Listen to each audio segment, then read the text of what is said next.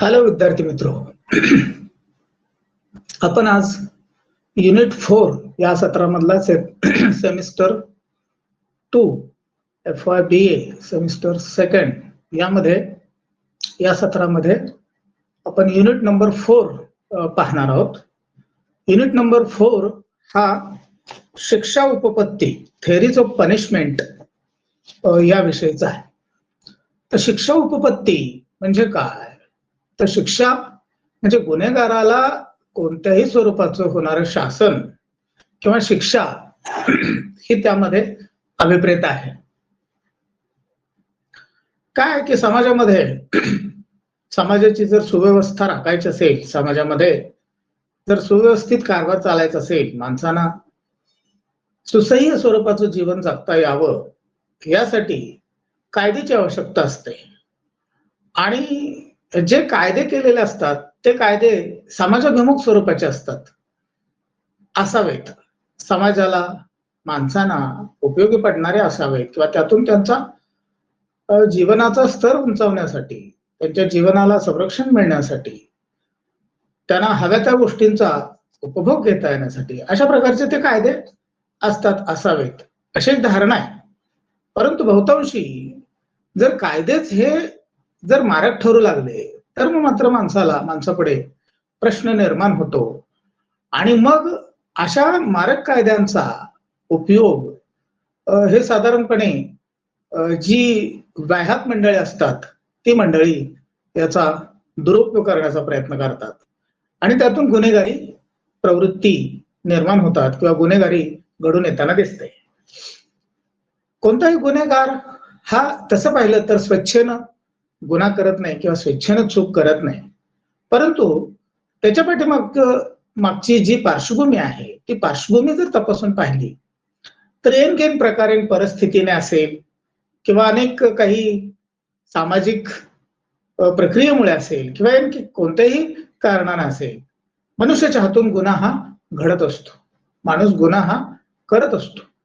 आणि मग कायद्याच्या धर्तीवर किंवा एकूणच न्याय व्यवस्थेचा विचार केला तर, समाज व्यवस्थेचा विचार केला तर, सामाजिक जीवनासाठी जर एखादा गुन्हा घडलेला असेल तर त्याला शिक्षा ही झालीच पाहिजे, ही एक सर्वसामान्य स्वरूपाची गोष्ट आहे आणि हे सर्वांसाठी लागू असणारे आहे. परंतु यामध्ये बरेच लोक आपल्याला पळवाटा शोधताना दिसतात. बरेच लोक त्यापासून आपला फायदा कसा होईल याविषयीचा प्रयत्न करण्यामध्ये घडून गेलेले असतात आणि मग वेळ प्रसंगी कायदा हा बाजूला पडतो आणि गुन्हेगारी प्रवृत्ती ही वाढताना दिसते. आज बहुतांश ठिकाणी आपल्याला तशा प्रकारानं प्रत्यय येताना दिसतो. म्हणून मित्रांनो, गुन्हेगारी प्रवृत्तीचे जे लोक असतात त्यांना शासन हे व्हायला हवं. आता गुन्ह्याचे प्रकार इथे सांगता येणार नाहीत. गुन्ह्याचे प्रकार अनेक आहेत. चोरी आहे, दरोडा आहे, अन्याय, अत्याचार हे गुन्ह्याचेच प्रकार आहेत. यातूनच गुन्हे घडत असतात किंवा गुन्हेगार हेच माध्यम वापरत असतात. म्हणून एखादा जर गुन्हा घडलेला असेल तर त्या गुन्ह्यावर उपाययोजना कोणती आहे तर त्याला शिक्षा ही झाली पाहिजे. मग शिक्षा होताना मात्र इथं विचार करण्याची वेळ आहे. शिक्षा करायची तर नक्की कोणत्या स्वरूपाची करायची, नेमकी कोणती शिक्षा करायची, किती करायची, त्याचं काही प्रमाण ठरलेलं आहे का? त्या शिक्षेला काही दिवसाचे असेल, काही तासाचे असेल किंवा काही दंडात्मक असेल किंवा अन्य काही प्रकारांना असेल किंवा काही सुधारण्यासाठी असेल, काही त्याच्याकडून घडलेला गुन्हा ह्याला शिक्षाच होऊ शकणार नाही, तो त्याला ठारच केला पाहिजे, त्याला काय म्हणायचं, त्याला कॅपिटल पनिशमेंट, फाशीची शिक्षा द्यावी लागेल, असे काही गुन्हे घडत असतात. आणि यावर शिक्षेचे प्रकार हे आपल्याला अस्तित्वात असलेले दिसून येतात. ते शिक्षेचे प्रकार 3 प्रकार आहेत. ते म्हणजे रिट्रिब्युटिव्ह थेअरी, दुसरा deterrent theory and reformative approach to punishment, आणि तिसरा एक प्रकार आहे तो म्हणजे कॅपिटल पनिशमेंट. कॅपिटल पनिशमेंट म्हणजे फाशीची शिक्षा. या स्वरूपाच्या शिक्षा ह्या इथं आपल्याला अभ्यासासाठी आहेत किंवा या शिक्षा उपपत्तींचा अभ्यास करायचा आहे. आता रिट्रिब्युटिव्ह थेअरी जर बघितली तर ती काय आहे? रिट्रिब्युटिव्ह थेअरी ही प्रतिशोध स्वरूपाची उपपत्ती आहे. म्हणजे एखाद्यानं जर गुन्हा केला असेल तर असे गुन्हे का घडतात याचा शोध घेऊन त्या गुन्हेगाराला शिक्षा करणं, म्हणजे अशा प्रकारचे गुन्हे घडू नयेत यासाठी केली गेलेली शिक्षा ही प्रतिशोध शिक्षा उपपत्तीमध्ये विचारात घेतली जाते किंवा विचारात घेतली गेली आहे. दुसरी उपपत्ती आहे ते म्हणजे डिटरंट थेअरी ऑफ पनिशमेंट. या शिक्षेला, या उपपत्तीला मराठीमध्ये शिक्षेची निवारणवादी उपपत्ती असे म्हटले जाते. म्हणजे गुन्हेगार हा गुन्हा करत असतो, परंतु त्याच्या गुन्ह्याला ही शिक्षा ही व्हायलाच पाहिजे, परंतु ती शिक्षा अशा स्वरूपाची असली पाहिजे की त्यातून गुन्ह्याचं प्रमाण कमी व्हायला हवं, किंवा गुन्हे हे त्यातून गुन्हेगाराकडून जी गुन्हेगारी घडून येत असते त्याची कारणं नष्ट होऊन असे गुन्हे पुन्हा पुन्हा घडता कामा नयेत, यासाठी त्या गुन्ह्यांचं निवारण करणं, अशी निवारणावादी स्वरूपाची एक शिक्षा उपपत्ती अस्तित्वात असलेली दिसून येते. आणि त्यानंतर तिसरी जी आहे ती म्हणजे reformative theory of punishment. Reformative theory of punishment म्हणजे की जी शिक्षा उपपत्ती गुन्हेगाराला ही सुधारण्याची संधी देत असते. आता काही वेळेला काही गुन्हेगार हे अल्पवयीन असतात किंवा काही गुन्हेगारांकडून कळत न कळत गुन्हे घडलेले असतात. अशा वेळेला त्या गुन्हेगारांना सुधारण्याची संधी देणं, मग सुधारण्याची संधी देताना त्याच्याकडून काही प्रकारची कामं करून घेतली जातात किंवा काही प्रकारच्या त्याला कामाच्या त्याची जर स्किल असेल, त्याचं जर कौशल्य असेल तर त्या कौशल्याला वाव दिला जातो आणि त्याच्यामध्ये गुन्हेगारी प्रवृत्तीची जी त्याची प्रवृत्ती आहे ती सुधारता यावी, त्याला सुधारणा, त्याच्यामध्ये सुधारणा घडून यावी, ही भूमिका या शिक्षा उपपत्तीच्या मागे असते. आणि म्हणून सुधारणावादी स्वरूपाची एक शिक्षा उपपत्ती अस्तित्वात असल्याची दिसून येते. आणि त्यानंतर कॅपिटल पनिशमेंट. कॅपिटल पनिशमेंट म्हणजे फाशीची शिक्षा, मरेपर्यंतची शिक्षा.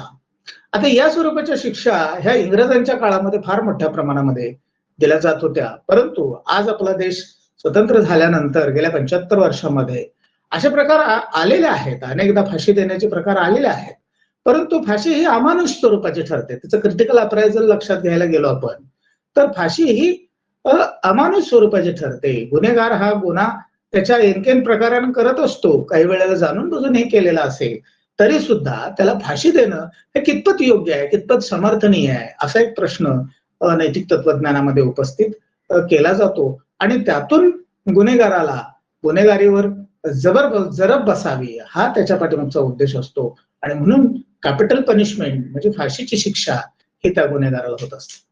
मित्र, शिक्षा उपपत्तीमध्ये आपण ज्या या एकूण 3 उपपत्त्या पाहिल्या आणि कॅपिटल पनिशमेंट किंवा त्याच्या पुढे जन्मठेपेची शिक्षा असंही म्हटलं जातं किंवा ही त्यामध्ये अभिप्रेत आहे. थोडक्यात काय तर गुन्हेगारानं गुन्हा करावा आणि शिक्षा भोगावी असं समाजाची व्यवस्था नाही आहे. तर समाजामध्ये अशा प्रकारचे गुन्हे घडू नयेत आणि जर एखादा वेळ प्रसंगानं जर गुन्हा घडला तर त्याला शिक्षा ही झाली पाहिजे, ही भूमिका लक्षात घेऊन. परंतु हजारो गुन्हेगार सुटले तरी चालतील आणि एखाद्या निरपराधाला सुद्धा शिक्षा होता कामा नये, ही भूमिका इथं लक्षात घेतली जाते. हजारो गुन्हेगार सुटले जातील म्हणजे काय तर म्हणून काय प्रत्येक जण प्रत्येकाने गुन्हाच करावा की काय, किंवा प्रत्येक जण असेच गुन्हे करत राहतील आणि आपला गुन्हा साबित नाही झाला की आपण सुटणार आहोत, अशी मानसिकता समाजामध्ये निर्माण करायची आहे का तर नाही. तत्वज्ञानाचं हे अतिशय महत्वाचं काम आहे की समाजाची सुव्यवस्था प्रस्थापित करण्यासाठी समाजामध्ये गुन्हेगारी प्रवृत्ती घडू नये यासाठी सामाजिक व्यवस्थापन घडणं हे तत्वज्ञानाने दाखवून दिलेली गोष्ट आहे. समाजाची सुस्थिती अशी निर्माण व्हायला हवी की ज्या समाजामध्ये गुन्हेगारी प्रवृत्ती निर्माण होणार नाही, ज्या समाजामध्ये गुन्हे घडणार नाहीत आणि परिणामी अशा गुन्ह्यांना ही शिक्षा करायची वेळ येणार नाही. पण तरी सुद्धा काही बाबतीमध्ये किंवा काही गोष्टींमध्ये जर एखादा चुकून गुन्हा घडलेला असेल तर त्या गुन्ह्याला सुद्धा माफ करता कामा नये, किंवा तो गुन्हा जाऊ दे की त्याला काय होतंय तेव्हा आपलाच माणूस आहे की असं म्हणून तो सोडून देता येणार नाही. तर त्या गुन्ह्यावर सुद्धा योग्य पद्धतीनं त्याला त्याची शहानिशा करून त्याचं पूर्णपणे अवलोकन करून त्याला योग्य पद्धतीची शिक्षा झाली पाहिजे. आणि त्या शिक्षा ज्या होतात त्या शिक्षांचे प्रकार आपण या ठिकाणी पाहिलेले आहेत.